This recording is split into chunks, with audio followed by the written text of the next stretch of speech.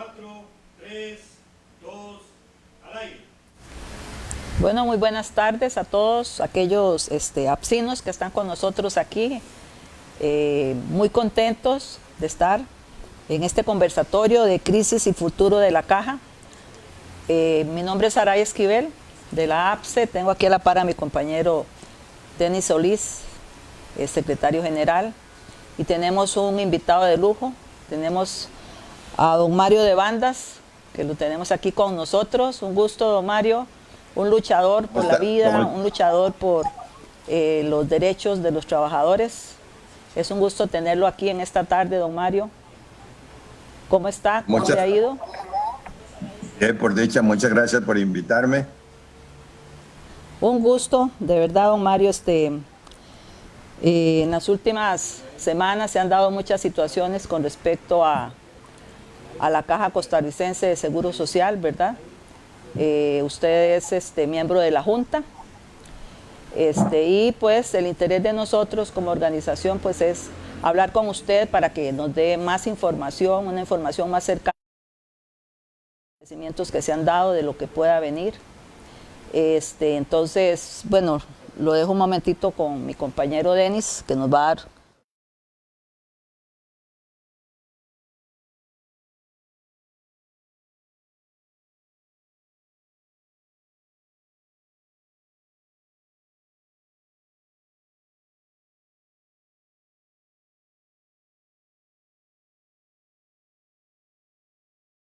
Don Mario, que ha estado ahí durante muchos años luchando, ¿verdad?, por lo que es la defensa de esta benemérita institución. Bienvenido, don Mario, muchísimas gracias por esta participación.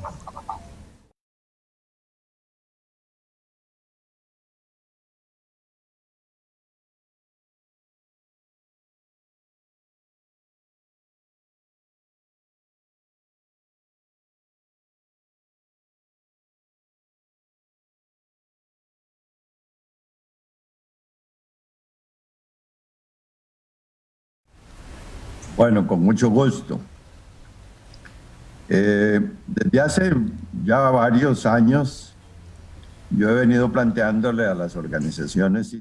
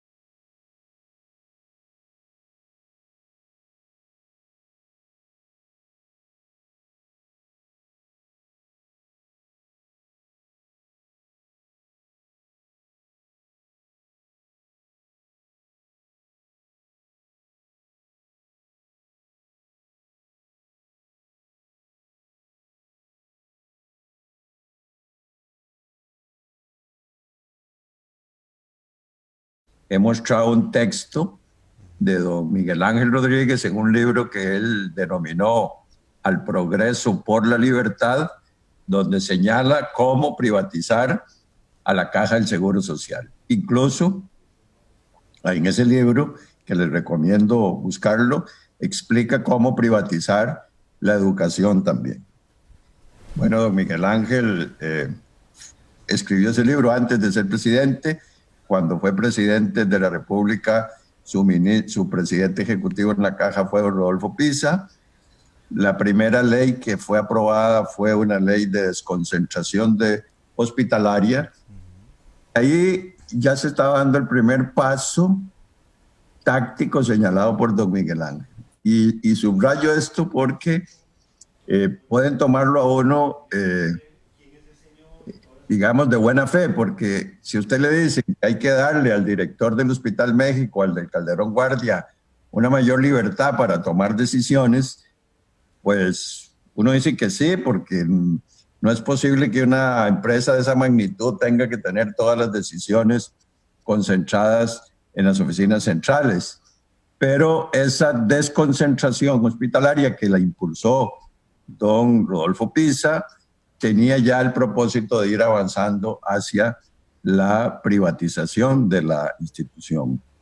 Incluso en ese tiempo se creó la Reguladora Nacional en materia de servicios de salud.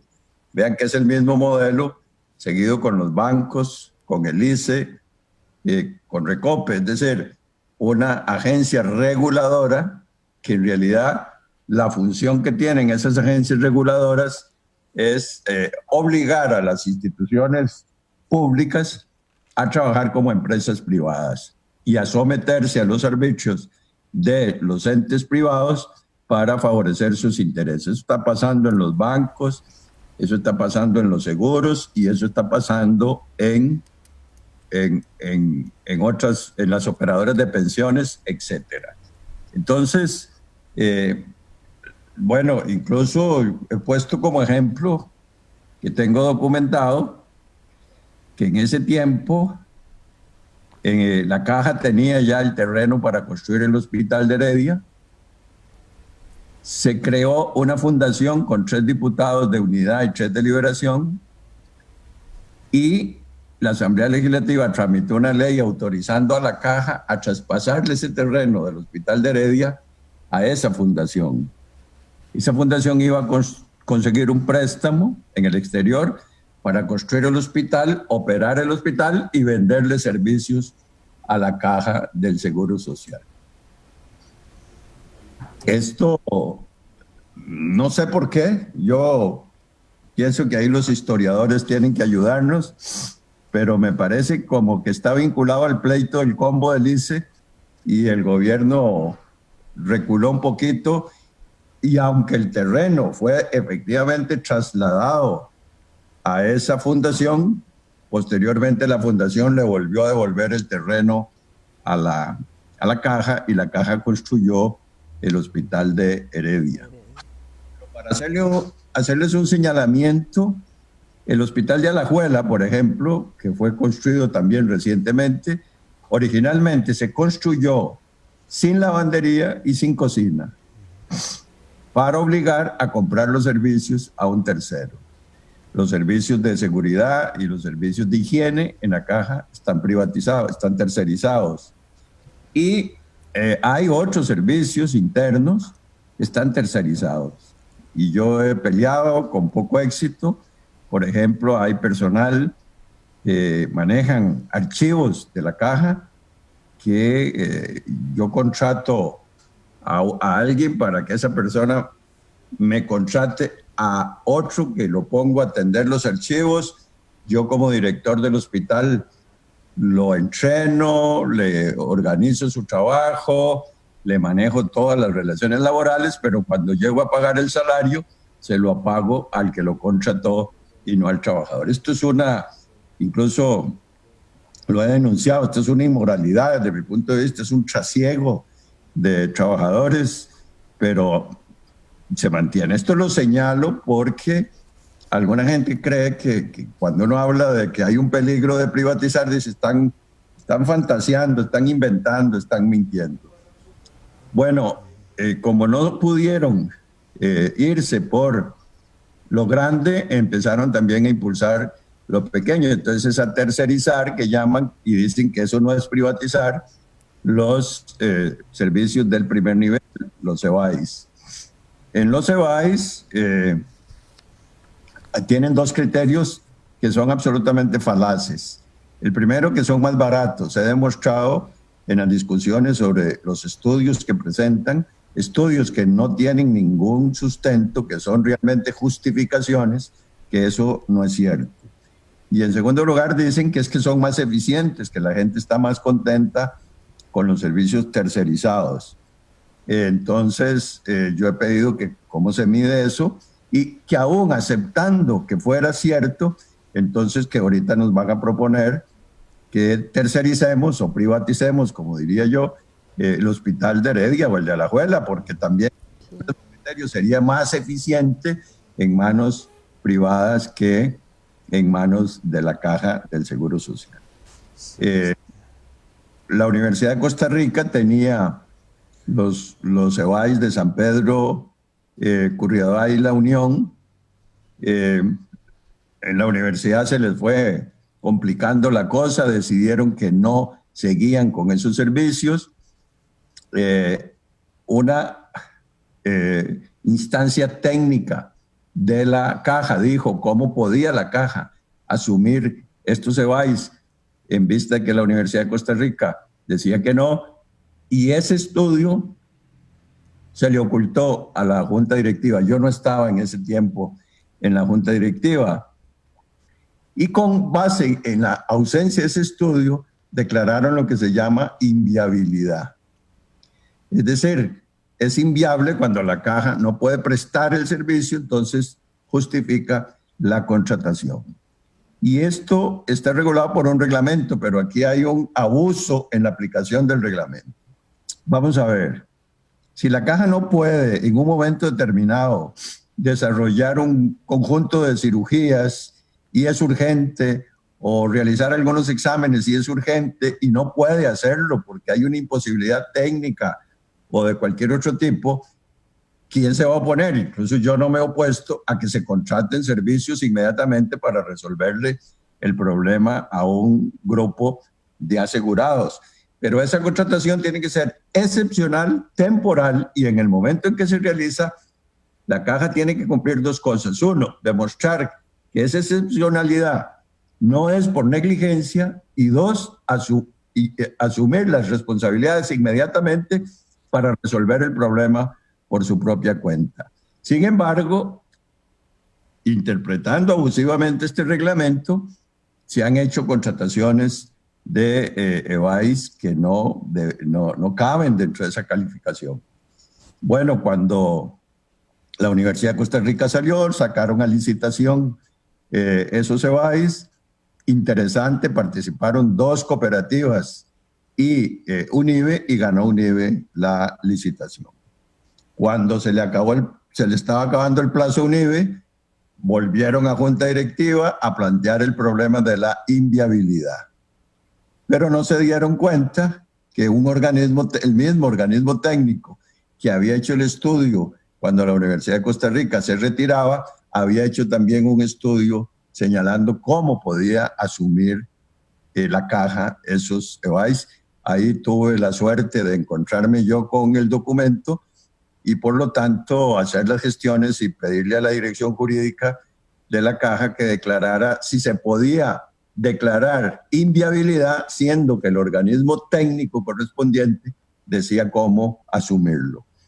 La dirección jurídica de la Caja dijo que efectivamente no se podía declarar la inviabilidad y que por lo tanto la Caja debería asumirlo. Y a pesar de eso, los órganos responsables de esas contrataciones llegaron a la Junta Directiva con las 2 opciones. Uno, asumirlo la Caja, y el otro, volverlo a sacar a licitación.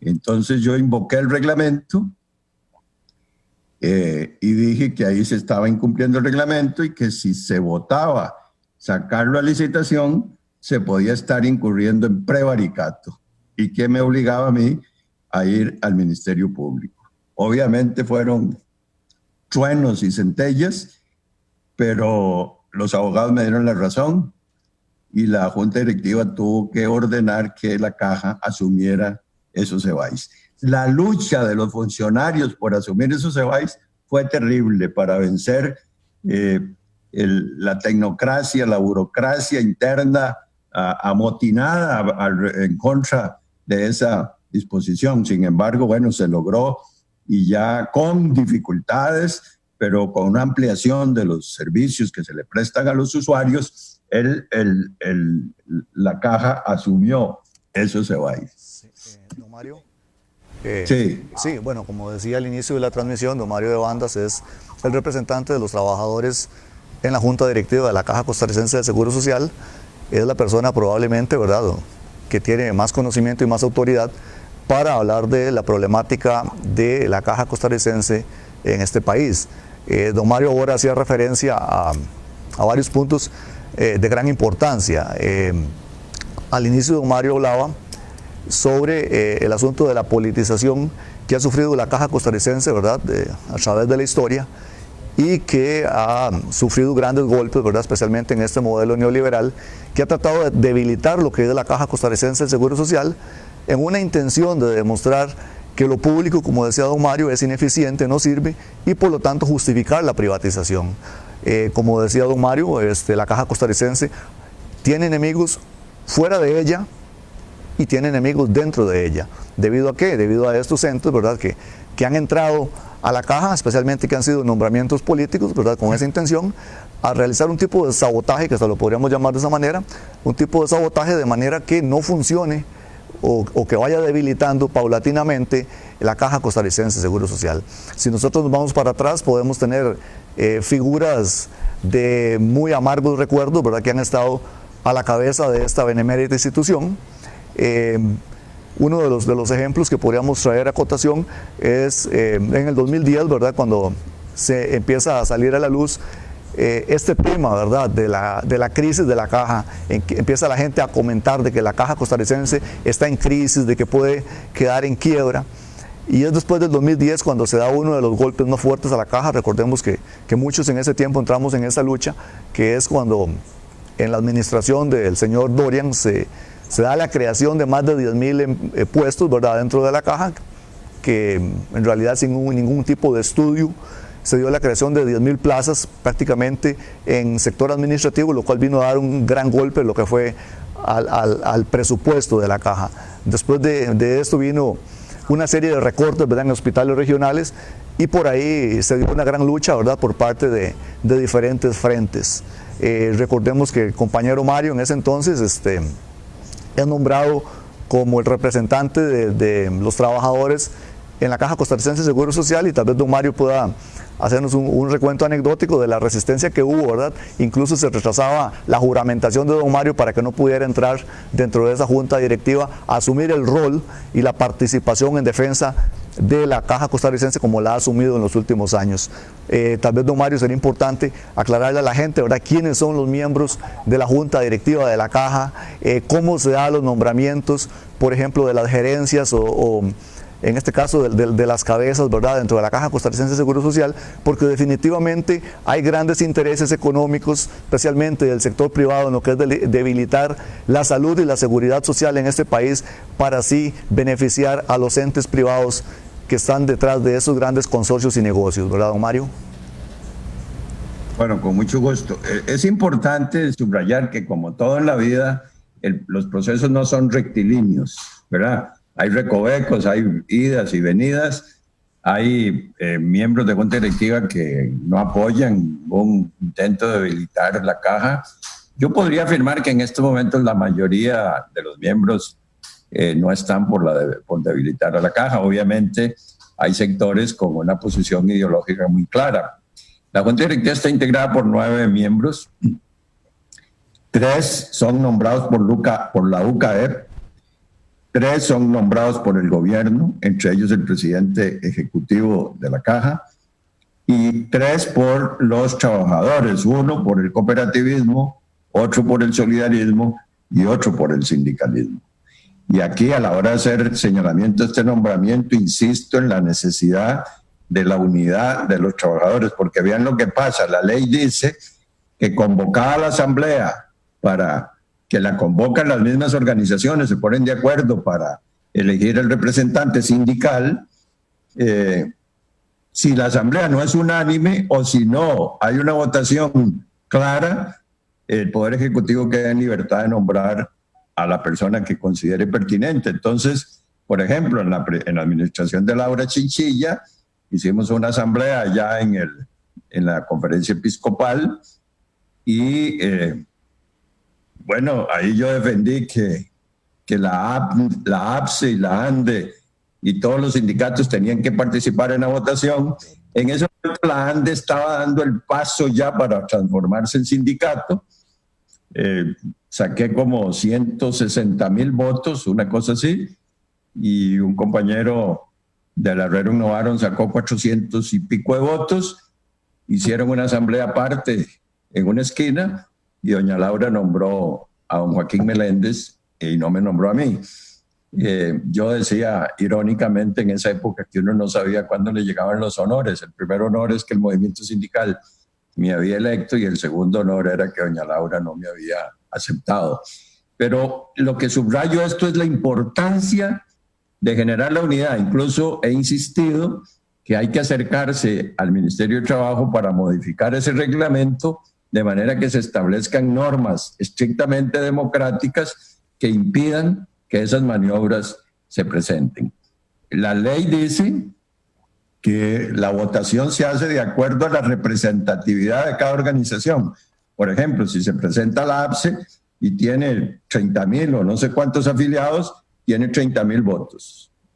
Y si se presenta un sindicato que tiene 1,000 votos, pues tiene 1,000 votos. Esto yo creo que corresponde con una acción democrática. Sin embargo, en otros sectores eso no se hace así, a pesar de que la ley lo ordena. Entonces, ¿quién regula las asambleas de la UCAEP o el mismo movimiento cooperativo o del mismo movimiento solidarista?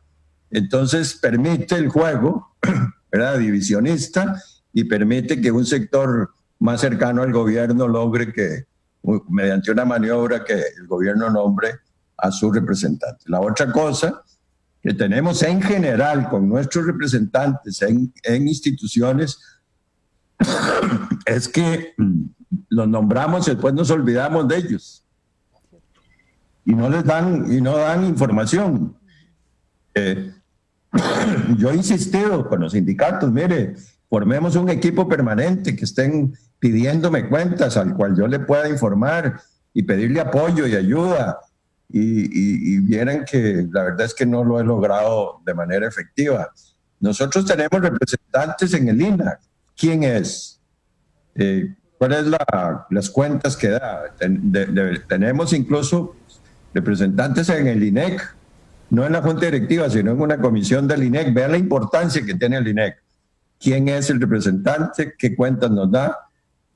Y yo lo confieso aquí, lo digo, creo que tenemos que discutir nuestra forma de representación en el Banco Popular. A mí, no sé, yo no estoy satisfecho, es decir, no siento que haya un informe permanente, que el movimiento sindical esté ejerciendo su representación de manera adecuada. Esto, digamos, en términos generales. Y eso lo planteo porque creo que es uno de los grandes retos que tiene el movimiento sindical de nuestro país, que es avanzar en el desarrollo de una democracia participativa y, por lo tanto, de una mayor transparencia a su interior. Esa lucha por la transparencia hay que darla en todas las instituciones. En la Caja, por ejemplo, es tremendo. Yo les cuento esto. Una decisión de la Junta Directiva de la Caja es tanto más importante que una decisión legislativa. Pero si yo llego el jueves, que hay sesión de Junta, y alguien presenta una moción y se modifica el orden del día y se aprueba esa moción, y nadie en el país sabía que esa moción, que ese tema se iba a aprobar o se iba a discutir, y eso afecta de manera inmediata a todos los costarricenses, afecta de manera inmediata a todos los trabajadores de la Caja, y sin una transparencia ni una publicidad adecuada. Yo creo que el país, ahí tenemos, señalo puntualmente, retos en la construcción democrática de Costa Rica. Tengo algunas otras ideas sobre eso, pero lo hago como un adelanto.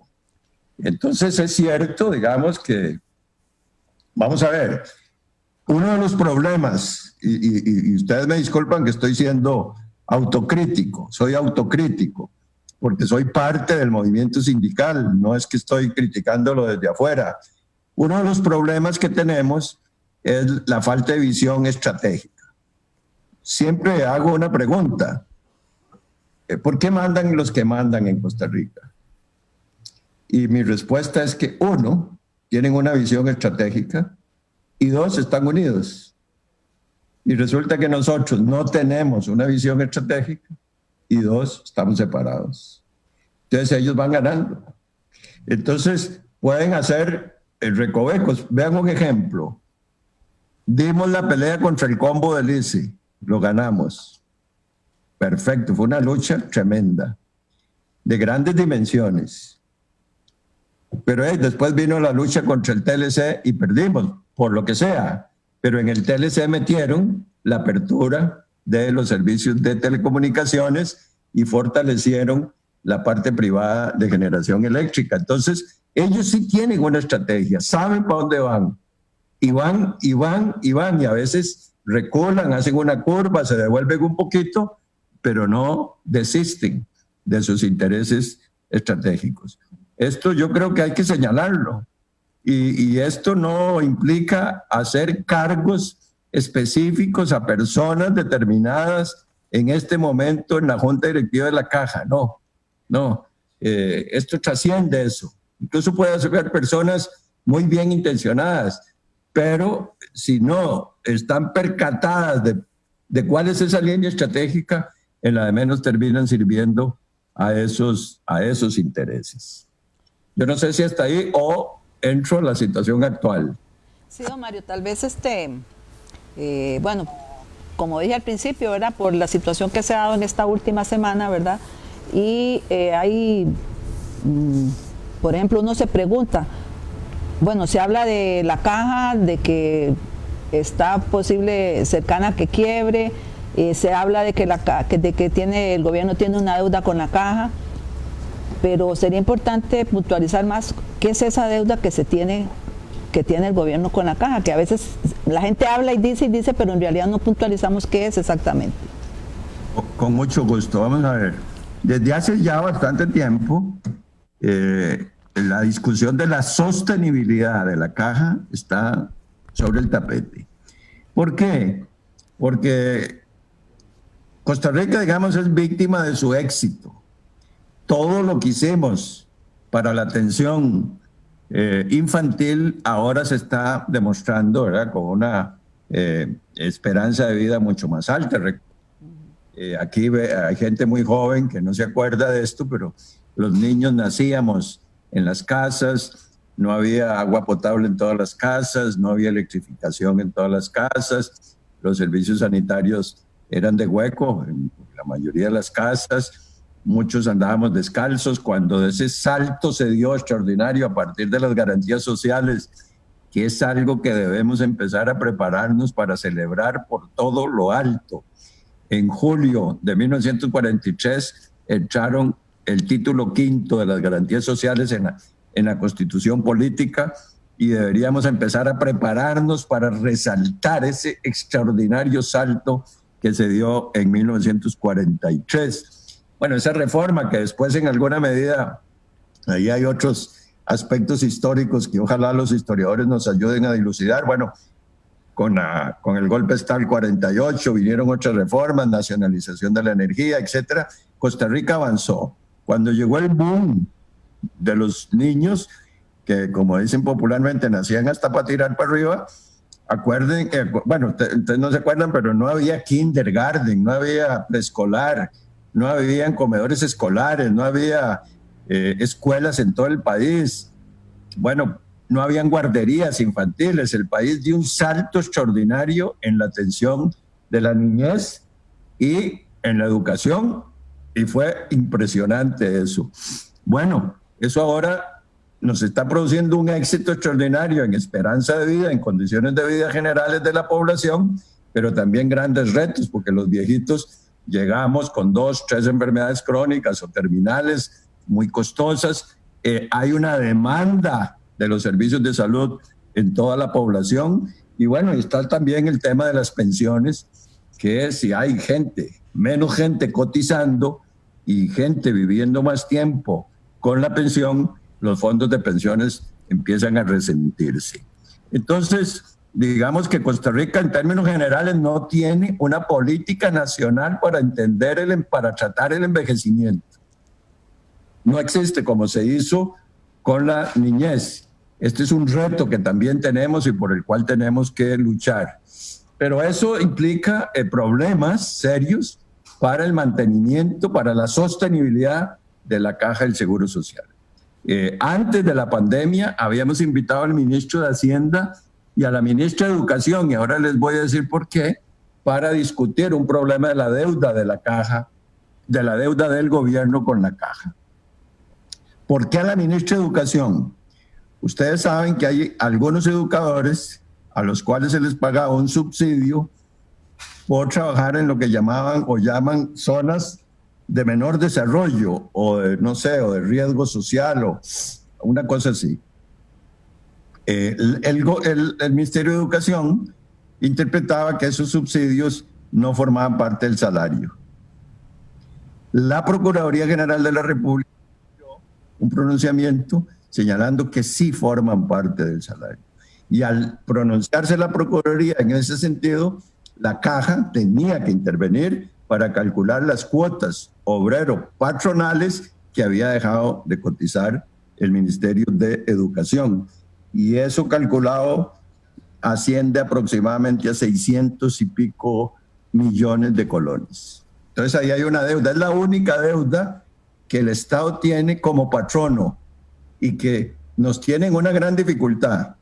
La Junta Directiva, de manera condescendiente para buscar un acuerdo, no ha querido todavía declarar moroso al Ministerio de Educación. Si lo declaramos moroso, todos los servicios que ustedes reciban en la Caja tendrían que ser desfacturados al Ministerio al costo. Imagínense lo que eso significa. La cantidad de miles de colones. Todo educador que llegue a un servicio de salud habría que hacerle la factura y cobrársela al Ministerio de Salud. Por eso invitamos a la ministra de Educación y al ministro de Hacienda para ver si podíamos encontrarle, como dicen popularmente, la comba al palo. Al ministro además se le presentó el otro saldo de la deuda. Entre toda la deuda esta nueva del Ministerio de Salud y deuda vieja, la deuda asciende a 1.9 billones de colones. 1.9 billones de colones. En esa oportunidad, y estoy hablando antes de la pandemia, el ministro dijo que no podía hacer nada, que no podía pagar, que esa suma era impagable. Nosotros le insistimos, vea, no se trata que pague 1.9 billones de un solo golpe. Es hacer un arreglo de pago. No puedo hacer nada, dijo el señor ministro. Entonces después, con la pandemia, la cosa se complicó.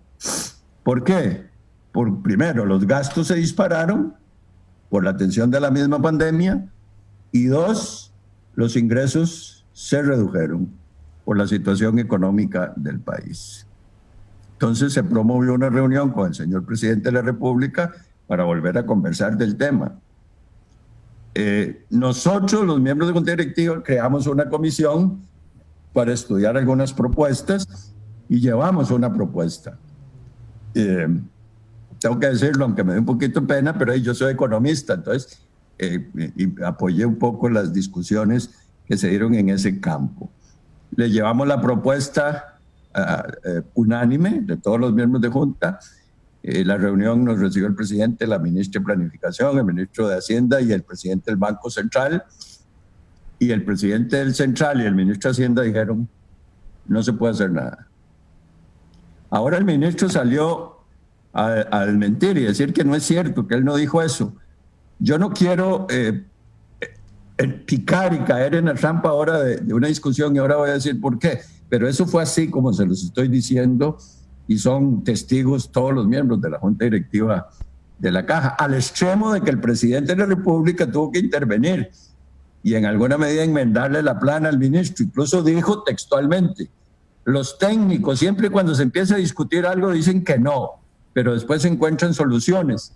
Entonces propuso crear una comisión mixta, gobierno, Caja, para empezar a discutir eso. Ya la Junta Directiva nombró esa comisión y la semana entrante espero que se haga la primera reunión Junta Directiva, Poder Ejecutivo, para ver si encontramos una solución. Nosotros habíamos hecho una propuesta y yo esperaría que ahora sea el Poder Ejecutivo o el ministro de Hacienda el que traiga una propuesta para ver si podemos ponernos de acuerdo. ¿Esto qué es lo que pasa? Que si no se resuelve el problema de ingresos para la caja, entonces tendremos que empezar a utilizar, que es lo que planteó el presidente ejecutivo del Banco Central, las reservas de la caja en esos gastos. ¿Cuál es el problema de esas reservas? Que esas reservas no es que están ociosas, están destinadas para desarrollar proyectos de salud muy importantes. Por ejemplo, continuar con el Hospital de Punta Arenas, que ya está contratado, hay que hacer una torre en el Hospital México. Sobre todo recuerden que se produjo ahí un problema con los quirófanos. Hay que hacer una torre en el Hospital de Niños, una torre en el Hospital Calderón Guardia, una torre en el Hospital San Juan de Dios. Hay que fortalecer el Hospital Geriátrico. Hay 26 áreas de salud en todo el país que hay que desarrollar, son EVAIS que hay que remodelar, construir. Está el Hospital de Cartago, el Hospital de Turrialba, el Hospital de Golfito, incluso teníamos en proyecto ya empezar a discutir el Hospital de Limón. Y como ustedes comprenden, eso no es caprichoso, son estudios hechos por departamentos técnicos sobre las necesidades de atención de la salud de la población. Incluyen un aspecto muy importante, que es la equidad regional. No puede ser, compañeras y compañeros, que tenga que venir una persona desde Zigzaola, en Limón, a recibir quimioterapia o hemodinamia en el Hospital Calderón Guardia. Esto es salvaje. O que venga desde San Vito de Java a recibir esos tratamientos en el Hospital San Juan de Dios, o de la frontera con Nicaragua a recibirlos en el Hospital México. Tenemos que dotar a los hospitales regionales de estos servicios fundamentales, porque es urgente.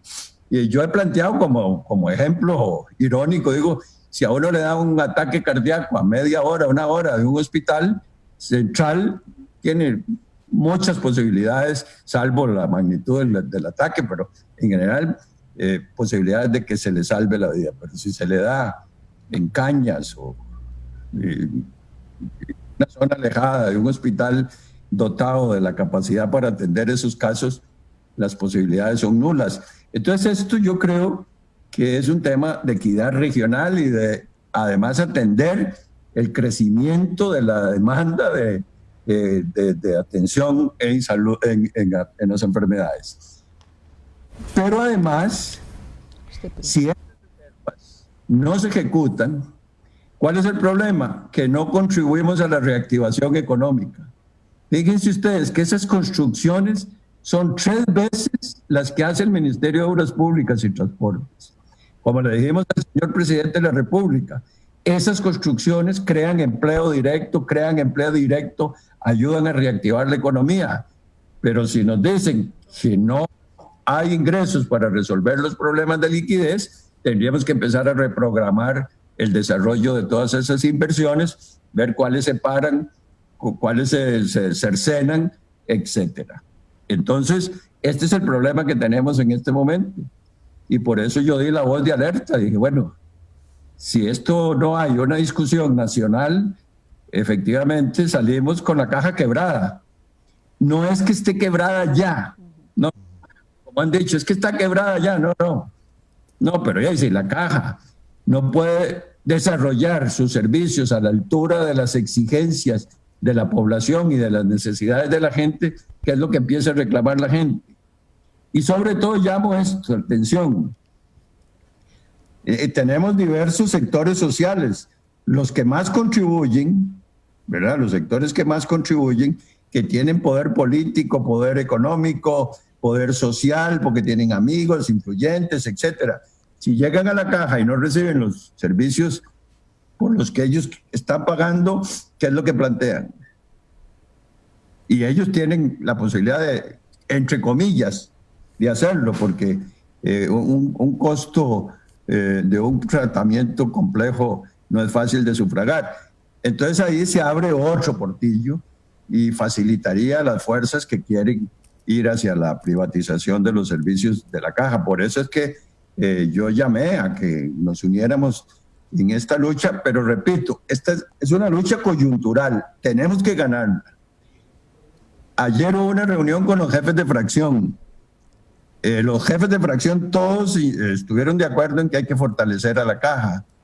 Y también está planteándose la discusión de empezar ya una discusión de más largo aliento para ver el problema general de la reestructuración de los ingresos de la caja. Y ahí nosotros, las organizaciones sociales, tenemos que tomar la palabra y tenemos que jugar un papel central. Ese no es un problema para que lo resuelvan 2 o 3 en una junta directiva o en un consejo de gobierno. Esa es una discusión nacional. Sí, don Mario, esa era una de las grandes inquietudes, ¿verdad? Estamos escuchando que la caja está en crisis, entonces se dice por ahí, ¿verdad? De la quiebra de la caja, de esos discursos, ¿verdad? Que a veces son un poco, ¿verdad?, fatalistas tal vez, en el sentido de una situación de la caja, y queríamos conocer, ¿verdad?, cuál era la posición real, cuál es la situación real de la caja en este momento. Bueno, usted plantea que no es una quiebra en este momento de la caja, sino que el no ingresos, ¿verdad?, en este momento tan complicado con esta situación de coronavirus, podría poner en peligro lo que es el crecimiento, ¿verdad?, de lo que es la institución en lo que es la prestación de servicios a las personas, ¿verdad?, en general a los costarricenses. Y es cierto, ese señalamiento que hace don Mario, es importantísimo que la caja sea alimentada, ¿verdad?, por esos ingresos para que pueda crecer y pueda brindar los servicios que toda la población requiere, porque es muy común, ¿verdad?, cuando nosotros escuchamos a la gente quejarse a veces de la caja, de que citas para largo tiempo, de que no se les brindan los servicios tal vez que la persona requiere en ese momento. Y creo que Mario hacía un recuento histórico muy importante. Nosotros desde que nacimos con la caja. Y hemos estado acostumbrados a que simplemente si nos enfermamos, vamos y recibimos una atención de calidad en la caja. Entonces nunca hemos estado acostumbrados a estar sin este servicio. Entonces pareciera que por naturaleza ya lo tenemos. Y a veces no como usuarios, como costarricenses, no valoramos lo que es la caja y el gran peligro que corre en este momento, ¿verdad?, su crecimiento, especialmente en este tipo de mercantilización que se está haciendo, ¿verdad?, de la salud, de la educación y de lo que son las instituciones, como estábamos hablando anteriormente, un intento de achicar el Estado, ¿verdad?, y privatizar todos estos servicios. Muy importante esta aclaración. Ahora don Mario también hablaba de lo que es una comisión mixta que se está haciendo entre lo que es el gobierno y lo que es la representación de la Caja Costarricense del Seguro Social. Don Mario, ¿cuál sería la línea, verdad, de esta comisión o por parte de ustedes, verdad? Y por supuesto, como usted hablaba ahora, haciendo el llamado a todos los sectores sociales, sindicales y a la población en general, de que nadie puede quedar fuera de esta discusión. Esta debe ser una discusión nacional, este es un tema nacional, es un tema país, como lo hemos venido hablando en los últimos años, y no puede ser que las decisiones tan importantes, ¿verdad?, del futuro de la caja vayan a ser tomadas, ¿verdad?, por entes políticos influenciados, ¿verdad?, por entes económicos también, sino que esto debe ser una discusión país donde los diferentes sectores debemos unirnos, ¿verdad?, debemos participar y aportar, pero sí es importante saber cuál sería la posición, don Mario, que van a plantear ustedes. Bueno, con mucho gusto. Bueno, digamos, me tengo que meter en unas cuestioncitas técnicas ahí, digamos, el problema de los ingresos de la caja en general es un problema fiscal. La política fiscal tiene los dos componentes, los ingresos y el destino de los gastos. Bueno, ahí en los ingresos está toda la discusión sobre la estructura tributaria del país, que sabemos que no es una estructura tributaria progresista, sino regresiva, que recae sobre los trabajadores, sobre los sectores asalariados. Bueno, ahí hay toda una gran batalla que dar para que tengamos una reforma tributaria progresista. Además, también muy en sintonía con determinados intereses, se puede discutir sobre la reestructuración del gasto público. Es decir, bueno, ustedes han estado hablando que a CONAPE le quiten fondos, que a CONARE le quiten fondos, que el FES se reduzca, y etcétera, etcétera, para redestinar esos recursos hacia otros propósitos. El otro tema sería, bueno, fijar impuestos. Hay proyectos ahí para fijar impuestos, pero bueno, esta es una discusión compleja, es una discusión que tienen que poner de acuerdo a mucha gente y ustedes saben lo que eso pasa en la Asamblea Legislativa. La otra vertiente, en casos de situaciones como la que estamos viviendo, es la de la política monetaria, que en esencia es que el Banco Central entrega la plata. El Banco Central, recuerden que es el que hace la plata, la emite, la imprime, punto. Entonces, ¿qué es lo que nosotros planteamos? Planteamos que el Poder Ejecutivo le entregue a la Caja títulos valores de acuerdo a una negociación programada, porque no se trata que nos den 1.9 billones de un solo golpe, una negociación programada y la Caja, conforme a sus necesidades de liquidez negociadas con el Poder Ejecutivo y con el Banco Central, lleva esos títulos a lo que se llama el mercado secundario para que el Banco Central los compre y la Caja pueda tener el efectivo para hacerle frente a sus gastos sin necesidad de tocar los proyectos, el desarrollo natural o normal de los proyectos que están en el protocolo de inversiones. Esto es lo que propusimos y esto fue lo que fue rechazado por el ministro de Hacienda y por el presidente del Banco Central. Quiero decirles que, aunque suene extraño, el Banco Mundial, el Banco Interamericano de Desarrollo, el Banco Central Europeo, el Banco de Japón, la Reserva Federal de los Estados Unidos están utilizando exactamente esos recursos así. Incluso hoy recibí un documento de unos expertos del Banco Interamericano de Desarrollo donde expresamente dicen que los gobiernos deben utilizar la política monetaria para fortalecer los servicios de salud público. De manera que es lo que estamos proponiendo. Y aquí en Costa Rica oí a don Otón Solís en una parte, en otra muy polémica, justificando el uso de la política monetaria. Don Guillermo Zúñiga, que fue ministro de Hacienda y presidente del Banco Central, miembro de la Junta Directiva del Banco Central, también sostiene que hay que utilizar la política monetaria. Incluso este señor Feinsack, que es muy de derecha, dice que hay que usar la política monetaria. Claro, él dice, para fortalecer a la empresa privada. Pero si estamos de acuerdo en utilizar la política monetaria, entonces hay que ponernos de acuerdo. Yo creo que es el mecanismo expedito. Si después el Poder Ejecutivo con la Asamblea Legislativa pueden ponerse de acuerdo en la parte de los ingresos fiscales y el Poder Ejecutivo les redime los títulos al Banco Central o nos entrega ya fondos de otra vía, pues perfecto. Eso, lo que hemos planteado es que de manera inmediata la política monetaria es la que nos debe ayudar. Sin embargo, reitero, esa propuesta fue rechazada por el ministro de Hacienda y por el presidente del Banco Central y espero que en la próxima reunión pues ellos lleguen con alguna contrapropuesta, a ver qué nos van a plantear de cómo enfrentar la deuda de la Caja. Quiero además señalarles lo siguiente. Hay otra deuda y es que no sé si prefieren hacer una pregunta. Sí, bueno, sí. Tengo dos preguntitas ya para ir terminando, pero termine usted la idea. No escucha, dice. ¿Me escucha?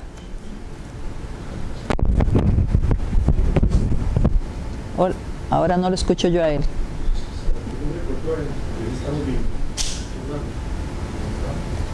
¿Me escucha, don Mario?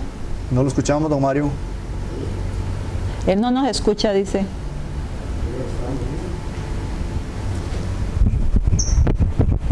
¿Qué sería? Casi no oigo. Ahora sí. Sí lo escuchamos, don Mario. ¿Nos escucha? Don Mario.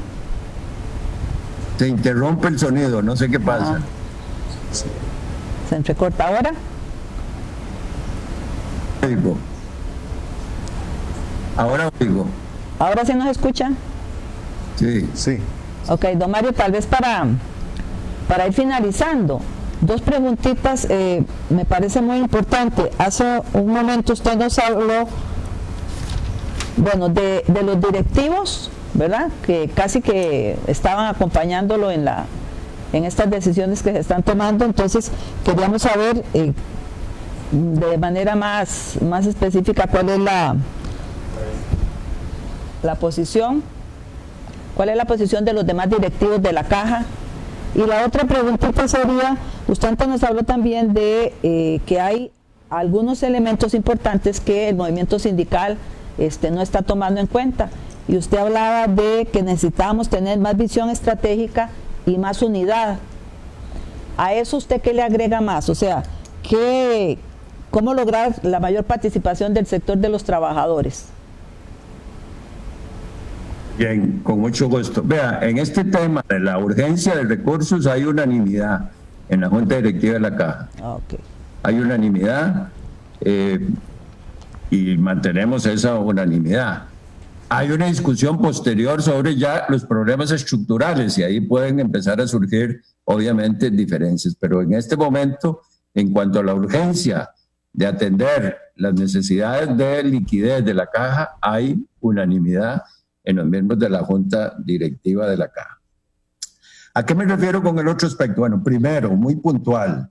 Yo sé y conozco muy bien el movimiento sindical y las dificultades, pero yo les he planteado, compañeros, en el tema de la Caja, deberíamos hacer cualquier esfuerzo para estar unidos, porque es un tema que nos debería convocar a todos.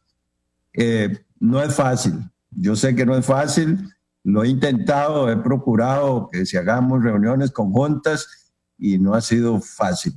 Yo creo que hay que hacer ese esfuerzo porque si vamos a las discusiones estructurales, lo que estoy planteando yo es que se forme un diálogo social para discutir eso con toda la comunidad. ¿Cómo hicimos con la reforma de pensiones? Que les recuerdo esto. Cuando se discutió la última reforma de pensiones, yo apoyé ese diálogo social, peleé ese diálogo social, logré que que se nombraran 3 representantes de los sindicatos. Los demás tenían solo 1. 3 de los sindicatos, eso sí, los sindicatos con un solo voto. Y se creó una comisión técnica que se reunió en Jupema y una comisión política, ahí discutíamos y el representante sindical llegaba a la mesa de diálogo con la posición de esa mesa. Ahí pasó una cosa con APSE, que les recuerdo. Cuando yo propuse eso, en el momento que lo propuse, la información que yo tenía es que APSE estaba participando en Busco. Entonces yo planteé Busco, las confederaciones y Patria Justa, o cómo se llama el grupo que lidera la Juanito Mora, don Albino Vargas. Albino Vargas, curiosamente, rechazó participar en el... Y después llegó una solicitud de APSE, pero ya a destiempo ya no podía yo cambiar esa decisión. Pero ese esfuerzo se hizo y fue relativamente exitoso. Si vamos a una discusión de carácter estructural, ese diálogo social hay que hacerlo. Y van a pedir que haya un representante de UCAEP, un representante o 3 de UCAEP, 3 de los trabajadores, pero sería uno del solidarismo, uno del cooperativismo y uno del sindicalismo. Ve donde nos exige a nosotros unirnos para llevar una posición unitaria. Pero permítanme un poquito más de eso. La democracia representativa en Costa Rica está perdiendo legitimidad de manera acelerada. Las elecciones que vemos, el comportamiento de la población frente a los partidos, a los líderes políticos, hay un desprestigio permanente, una pérdida de legitimidad. Eso es peligroso porque ¿a qué están recurriendo los sectores del poder? A la represión. Algunos de ellos se sienten poderosos, yo lo que creo es que tienen miedo, que están demostrando su debilidad. ¿Qué tenemos que hacer nosotros en una visión estratégica? Construir, impulsar el desarrollo de una democracia participativa. Pero para eso, y creo que el movimiento sindical tiene que ser baluarte en la construcción de esa democracia participativa, hay que ir hacia la gente, hay que ir a las comunidades, hay que ver a las asociaciones de desarrollo, hay que vincularse a algunas acciones municipales, las juntas de salud, las juntas de educación, hay que ver cómo las fortalecemos, integrar padres de familia en las escuelas. Tenemos que dar un salto en la democracia participativa y le hago mucha propaganda a la reforma del artículo 9 de la Constitución Política, que le llamo propagandísticamente el nuevo 9, que suena muy bonito. ¿Por qué? Porque el artículo 9 decía que la democracia que el gobierno de la República es representativo y lo constituyen el poder legislativo, ejecutivo, judicial, etc. Ahora dice, el gobierno de la República es participativo, coma, representativo, coma, y lo ejercen el pueblo y 3 poderes, etcétera, etcétera. Incluso en conversaciones con compañeros en charlas de la APSE me dicen, Mario, pero esos son besos tirados, eso es mentira. Digo, no, eso está en la Constitución, eso es lo que tenemos que convertir nosotros y desarrollar esa democracia participativa. Pero eso, insisto, soy autocrítico, nos obliga a reflexionar mucho sobre los métodos de trabajo que hemos seguido en el movimiento sindical. Algunas compañeras y compañeros siguen pensando en los sindicatos de hace 10, 15 años. La situación es otra totalmente en el mundo y después de la pandemia va a ser otra. Vean que antes de la pandemia estaba explotando la protesta social en todo el mundo, incluso aquí en Costa Rica. La represión estaba ejerciéndose, lo que nos hicieron con el derecho a huelga, etcétera, cómo nos trataron. Bueno, la pandemia tiene también entre la casa la protesta social. En algunos países ya está reventando. Cuando salgamos de esa pandemia, creo que vamos a tener que organizar unas grandes luchas porque sigue el problema de la desigualdad, sigue el problema de la pobreza, estará el problema del desempleo, seguirán pensando algunos solo en fortalecer a las grandes empresas, como lo están haciendo en este momento. Y entonces, cuando podamos echarnos a la calle, organizarnos, movilizarnos, vamos a tener que dar unas grandes luchas sociales, pero eso nos obliga, compañeras y compañeros, a repensarnos, a reconstruirnos, a ver qué métodos de trabajo debemos desarrollar para desarrollar esa democracia participativa, no solo para la casa. Vean que está el problema de la educación, también está el problema ecológico, está el problema de los derechos de género, en fin, está el problema de la seguridad alimentaria. O sea, vienen luchas de grandes dimensiones donde nos podemos encontrar con los pequeños y medianos agricultores, con pequeños y medianos empresarios que no están representados por UCAEP en nuestros barrios, en las comunidades, encontrarnos de nuevo con los estudiantes. Yo he hecho la autocrítica, digo, en la última huelga que hicimos de educadores, yo no vi a los estudiantes de secundaria de todo el país en la calle como hicimos cuando Alcoa. Yo me acuerdo y era estudiante universitario cuando Alcoa y me acuerdo a los estudiantes de secundaria jugando un papel extraordinario en esa lucha. Bueno, ¿qué es lo que nos pasa? ¿Por qué estamos tan desconectados? Separados nosotros, divididos nosotros y además como que no estamos muy vinculados al resto de los sectores populares. Esto tenemos que repensarlo, es mi punto de vista. Sé que algunos compañeros dudan, digamos, pero yo que tengo ya hay mucha trayectoria ya en lo que ha sido el movimiento sindical, pienso que efectivamente tenemos que repensarnos, reconstruirnos, elaborar unas líneas estratégicas, tener una gran paciencia para trabajar la unidad y ver cómo defendemos a Costa Rica y logramos que demos ese salto extraordinario, porque fíjense dónde nos colocaríamos si logramos desarrollar nuestra democracia participativa y defender el Estado social de derecho. Muy bien, don Mario, se le agradece mucho todas estas ideas, todas estas aclaraciones que nos ha dado. Esperamos que los compañeros también las hayan aprovechado, ¿verdad? Como lo estamos haciendo nosotros. Es una pincelada, ¿verdad? Hay mucho más que hablar. Sí nos interesaba por el contexto. Nos lleva más allá usted con la situación de que tenemos que ser conscientes de la realidad más allá del COVID, ¿verdad? La realidad de las instituciones de este país. Usted decía que en otros ámbitos están reconociendo la importancia de la seguridad pública y resulta que en este país pues se cuestiona un poco el asunto, ¿verdad? Como que hay algo ahí que impide que nosotros aprovechemos todo eso que tenemos, ¿verdad? Y lo saquemos adelante. Entonces, bueno, le agradezco, don Mario, sí. No, que muchas gracias por invitarme y cuenten conmigo. Incluso y yo había planteado que la posibilidad de que podemos hacer cursos virtuales, digamos, si sigue el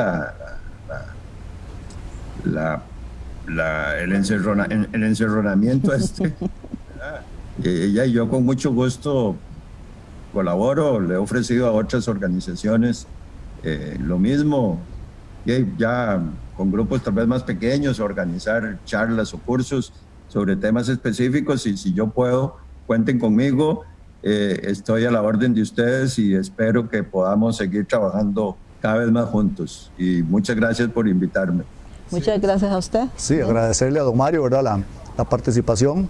Don Mario hoy nos plantea grandes retos, ¿verdad?, tanto como organizaciones sindicales, organizaciones sociales, como país, ¿verdad? Tenemos un panorama después de pasar esta emergencia nacional de COVID-19, donde tenemos que replantear muchas cosas, y creo que don Mario nos plantea un panorama. Agradecerle a Mario su participación, su disposición. Sabemos que Mario en los últimos tiempos ha tenido algunas dificultades, ¿verdad?, especialmente de salud, y sin embargo él siempre ha permanecido dando la lucha en la defensa de la Caja Costarricense de Seguro Social y de los trabajadores. Muchísimas gracias, don Mario. Bueno, hasta luego. Y nosotros pues agradecemos a todos los compañeros que han estado ahí presentes. Como organización estamos siempre en lucha. Este es un insumo más para que nosotros reconozcamos la importancia de que de verdad, como usted dice, nos unamos, de que busquemos soluciones, de que la APSE esté presente como lo ha estado en los diferentes grupos. En este momento estamos con el FRENAS también al frente, y pues sí, lo vamos a buscar más, porque en realidad es un tema no solo de nosotros como organización, es un tema país, ¿verdad? Un tema de todos los costarricenses, y que duele ver cómo de verdad hacen, digámoslo así, fiesta con aquello que de verdad va a darle salud y va a darle más continuidad a todo este país. Entonces, muchas gracias a don Mario, muchas gracias a todos los compañeros que nos acompañaron. Muchas gracias y buenas tardes. Muchas gracias, buenas tardes. ¿Estamos fuera ya?